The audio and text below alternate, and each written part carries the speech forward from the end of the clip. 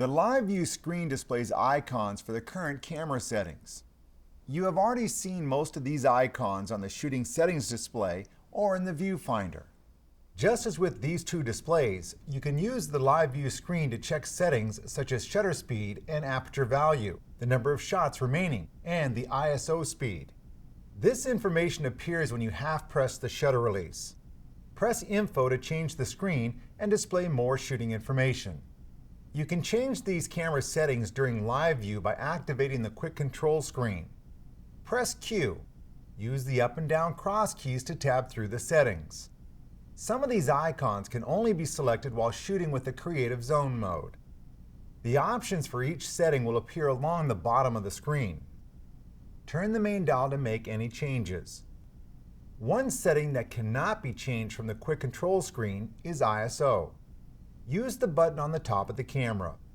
Once you press the button, you can choose a new value on screen.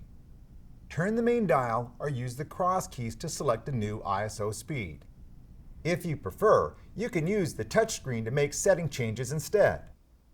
A new feature on the T5i is the ability to preview creative filters in real time. We should note that this is only available if you're shooting in JPEG format. Press Q and scroll down to this icon. Use the right cross key to tab through the different filters, seeing how they would affect your image before you take the shot. To customize a filter, press Info and use the left or right cross keys to make your selection. Once you are finished, press Set. Press Set again to return to the live view shooting screen. Filter effects will be reset once live view is disabled. Another feature worth mentioning is grid display. Using grid display during live view can help you frame your subject along the rule of thirds lines. It can improve your image composition.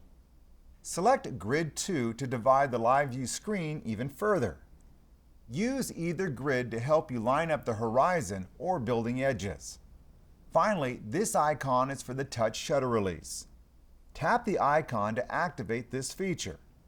Frame your subject and tap the area of the screen where you want to focus. The camera automatically focuses on your subject. If it achieves focus, the camera will release the shutter and record an image. Touch shutter can be enabled or disabled from the shooting menu as well. Pause the presentation and try changing the camera settings in live view. Practice selecting an area of focus. Use the physical controls and the touchscreen to move the AF box. Come back when you are ready to continue.